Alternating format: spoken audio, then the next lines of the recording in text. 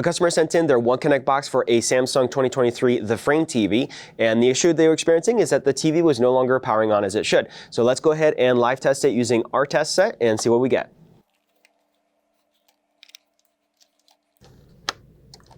I just heard the box click, and I do have a standby light,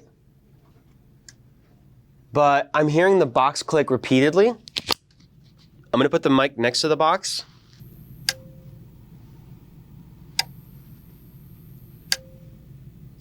And so our standby light is blinking on and off erratically, and obviously we're not getting a picture. So let's go ahead and open up the box and see what's going on inside. For those of you who don't know me, I'm Nick. I started Nick's TV Repair over a decade ago, and since then have fixed over 1,000 One Connect boxes.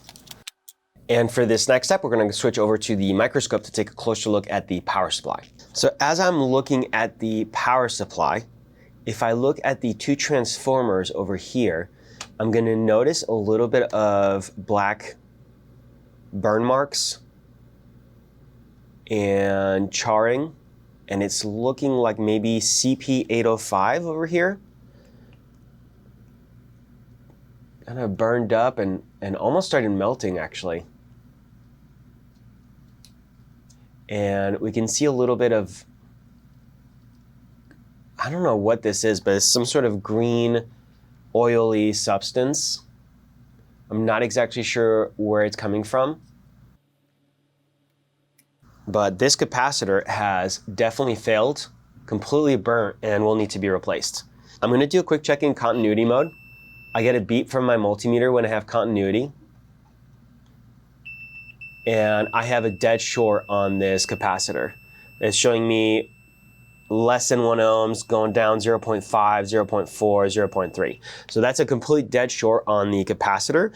I'm not sure that the capacitor itself is shorted, however. I do believe that something else in parallel with it most likely has shorted. So let's remove the power supply and take a look at some of the other components. So I'm going to flip the board over.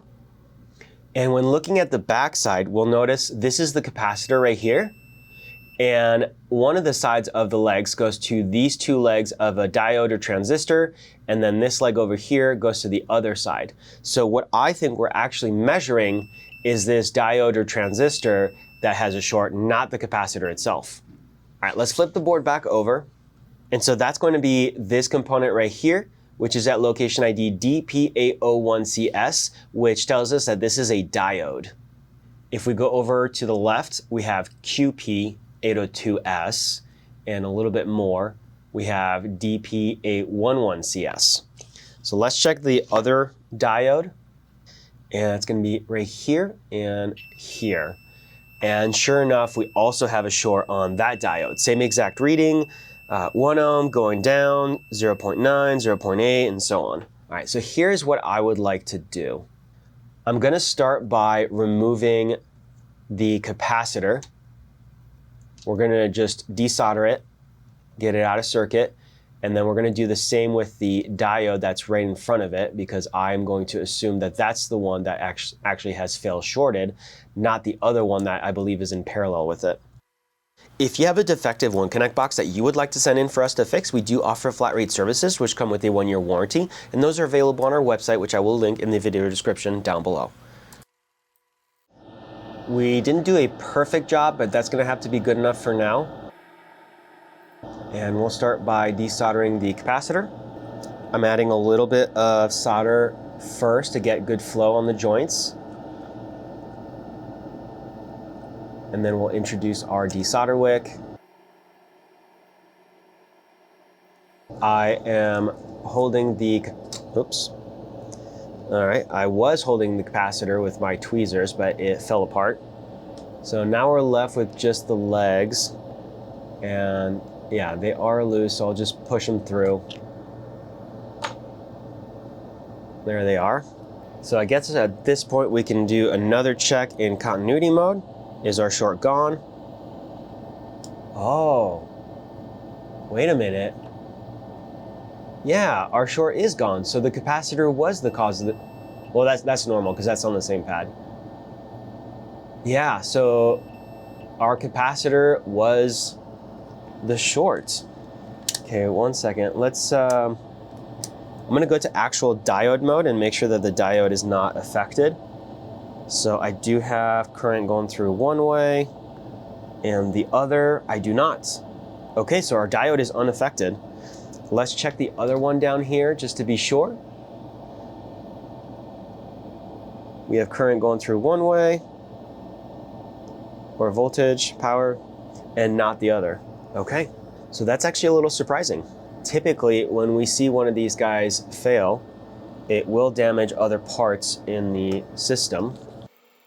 Let's do a quick little cleaning here. All right, using this board as reference, CP805 is a 221K 2kV. We'll go ahead and feed our replacement through.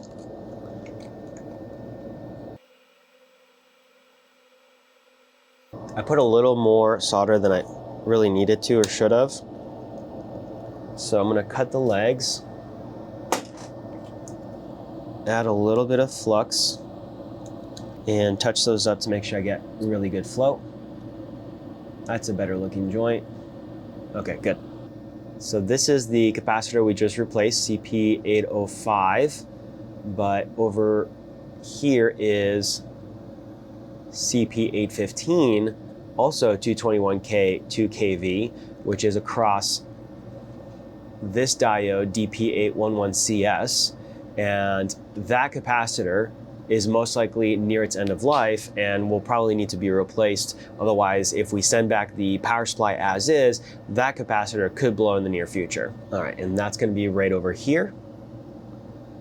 So same process, we're gonna remove some of the silicone that is in the way.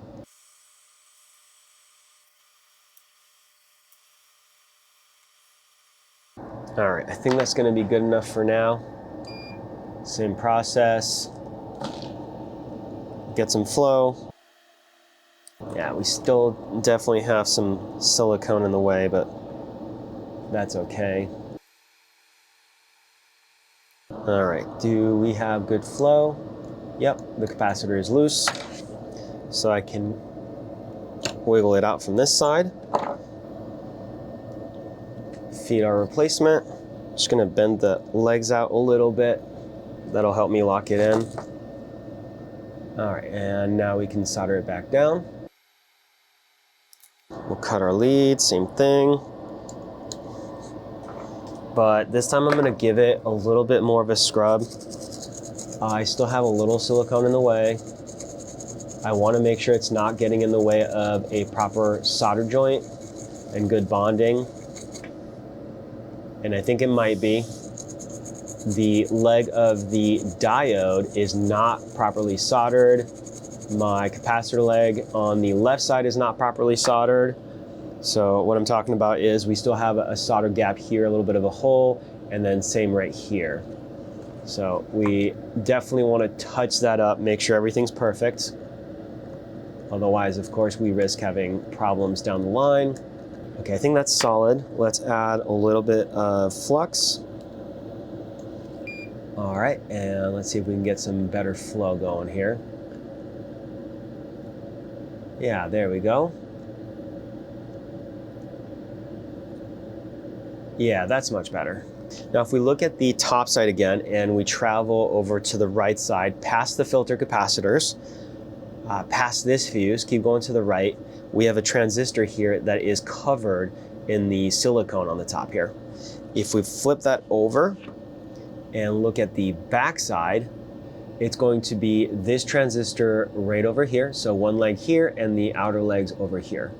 So the reason I'm focusing on this one is because this leg right here and this leg right here are both known to get cracked solder joints and start to arc, which eventually leads to that transistor overheating and failing shorted, which then starts this cascade event of other parts in the area to fail. So one of the things I do when we do these repairs is reflow those two legs. So we're going to inspect them closely, see if there's any beginnings of any sort of fracturing, cracking, stress to the joints. And to be clear, at this point, I do believe we have resolved the issue. We probably will be okay to just power it on, and it most likely will work. But I just want to do this step before we close the box back up, reinstall the power supply, and so on. So looking at this joint, it actually looks okay. I'm gonna bring it to a small angle here. Yeah, it's gonna be okay. I don't think I really see fracturing yet. There could be some slight amount, but I think that these are just scratches from my metal brush. If we look at this one here, I do believe, and this is not going to be from the metal brush because it's too deep of a crack, but right there at the very tip of my lead tweezer, well, I kind of like bent the metal a little bit, but I believe that is the beginning of a stress fracture. For these guys we're just going to desolder, and you know what? Same as always, yeah, I don't know why I'm going with the desolder wick first. Let's just add some new fresh solder, get some good flow. Then we can desolder. All right, let's do a little bit extra cleaning because we definitely still have some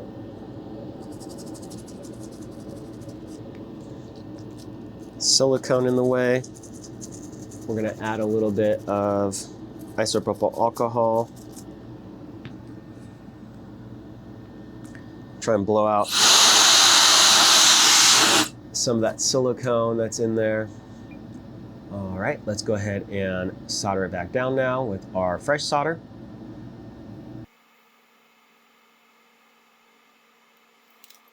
And we really want to make sure we have the best possible flow with the best possible bond of the solder to both the legs and the leads, the leads and the pads on the board. So we're just adding that extra flux and just touching it up. And now we're going to do a quick clean of all of the areas we just touched up.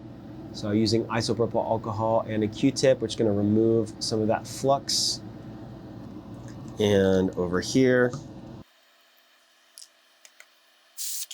All right, so now we are ready to do our live testing. For my live testing, we're going to go to DC mode with the multimeter. And we're going to start with a bench test.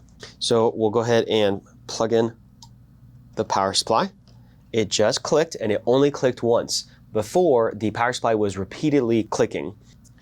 I want to check my output voltage. We should be getting 13 volts here according to the legend. We're getting 12.89, so that's going to be good. And right next to it, we should be getting 350 volts, and we're getting 347. Okay, let's unplug it, and I'm going to discharge the power supply. So now we should be able to safely reinstall it into our box. Plug the main board back in, and we're going to leave it as is, half open, and bring it back to our TV for our final live test. We're plugging the One Connect cable first, our power next. We have a single click instead of multiple, and okay, we have picture. So that confirms it. We have a successful repair. If you found the video helpful or useful, make sure to leave us a like, subscribe for more content, and thank you for watching.